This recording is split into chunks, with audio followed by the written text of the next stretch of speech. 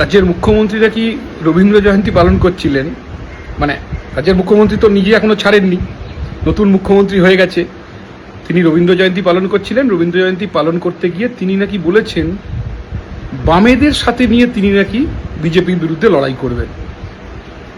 আপনি এটা ভালো ডাক্তার দেখান, যিনি বামেদেরকে বলছিলেন শূন্য থেকে মহাশূন্যে চলে যাবে, যে বামেরা ক্ষমতা থেকে চলে যাওয়ার পর বামেদের পার্টি অফিস দখল করলেন, কর্মীদের খুন করলেন, প্রদীপ্তা খুন হলো, কমল গায়েন খুন হলো, আনিস খানকে মারলেন, সৈফুদ্দিনকে মারলেন, সুদীপ্তকে মারলেন, মহিদুল ইসলাম মিদ্দাকে মারলেন, বাড়ি কেড়ে নিলেন, জমি কেড়ে নিলেন, পুকুরে বিষ মিশিয়ে দিলেন,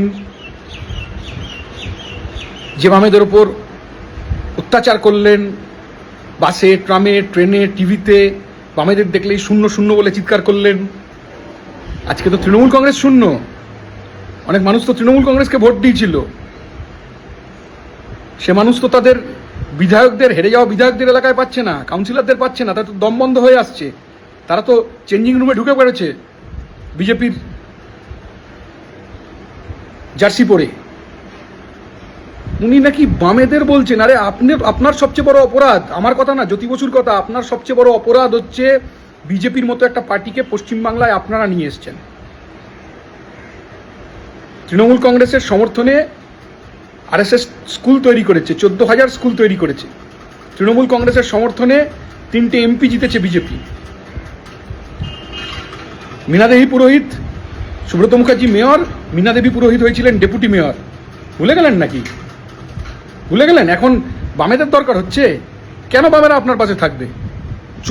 চোরদের পাশে কেন থাকবে? দুর্নীতিগ্রস্তদের পাশে কেন থাকবে? মানুষ রিজেক্ট করেছে, মানুষ সবাই বিজেপিকে ভোট দিয়েছে এমনটা না। No vote to Trinamool Congress. Trinamool কংগ্রেসকে ভোট না দিয়ে বিজেপিকে সরকার এনেছেন। বিজেপির সাথে আমাদের মতাদর্শগত লড়াই হবে, রাজনৈতিক লড়াই হবে। তা আপনাকে কি প্রয়োজন?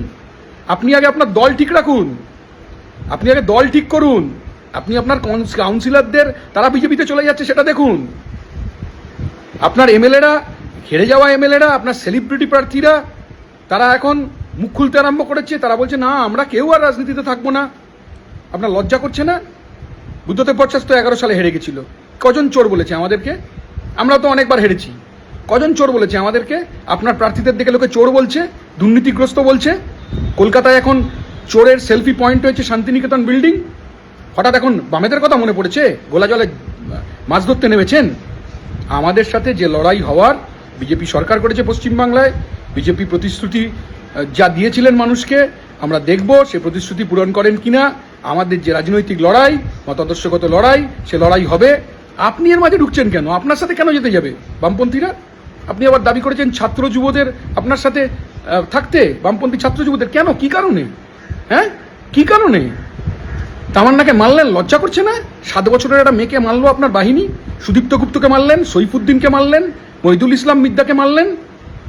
হ্যাঁ, দুর্নীতিগ্রস্ত, চাকরি চুরি, এসএসসি পরীক্ষা হয় না, টেট পরীক্ষা হয় না, কাজ নেই, কর্মসংস্থানের সুযোগ নেই, শিল্প নেই, কলকারখানা নেই।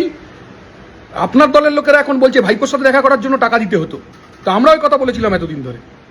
আপনার দলের লোকেরা এখন বলছে যে ভাইপোর সাথে অ্যাপয়েন্টমেন্ট করার জন্য, ভাইপোর পিএর সাথে অ্যাপয়েন্টমেন্ট করার জন্য টাকা দিতে হতো। আরে বিজেপির সাথে লড়াই, সে বিজেপির সাথে লড়াই আমরা বুঝবো। বিজেপির সাথে লড়াই হবে রাজনৈতিকভাবে, নিশ্চিতভাবেই লড়াই হবে।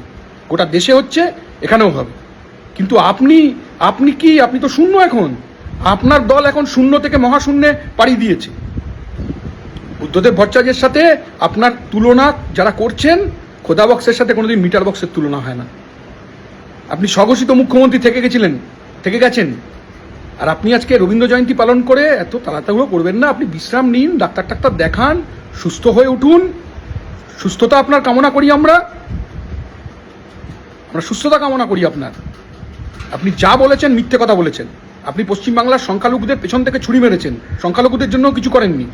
আপনি বলেছিলেন ওয়াক অফ নিয়ে, কিচ্ছু করেননি। আপনি বলেছিলেন এসআইআর হতে দেবো না, কিচ্ছু করেননি। আপনি বলেছিলেন আপনি বেঁচে থাকতে এসআইআর হবে না। আরে এসআইআর হয়ে যে নাম বাদ গেছে, ভুয়ো ভোটারের নাম বাদ গেছে, আপনি এসআইআর এর বিরুদ্ধে ছিলেন কারণ আপনি চেয়েছিলেন মৃত ভোটারের নাম থেকে যাক, ভুয়ো ভোটারের নাম থেকে যাক, অ্যাবসেন্টি ভোটারের নাম থেকে যাক। কিন্তু যে জেনুইন ভোটারের নাম বাদ চলে গেল, তার বিরুদ্ধে আপনি তো কোনো ব্যবস্থা নিতে পারলেন না। তা আপনার ভূতের মুখে রাম নাম কেন? হ্যাঁ, আপনি এখন বরঞ্চ যদি পারেন ঝাঁকের কই ঝাঁকে চলে যান। আপনার এমনি দলবল ডানহাত বাঁহাত মেজোহাত সেজোহাত খোকা সব তো চলে যাচ্ছে বিজেপিতে, সেইটাও আপনি সামলান। আপনাকে বামেদের নিয়ে ভাবতে হবে না। পশ্চিমবাংলার জনগণ বুঝে গেছে যে পশ্চিমবাংলায় বিজেপির সাথে আগামী দিনে বামপন্থীদের লড়াই হবে। আপনাকে ভাবতে হবে না, আপনাকে নির্দেশ দিতে হবে না, আর আপনার সাথে কেউ থাকবে না, পশ্চিমবাংলার কেউ থাকবে না আপনার সাথে।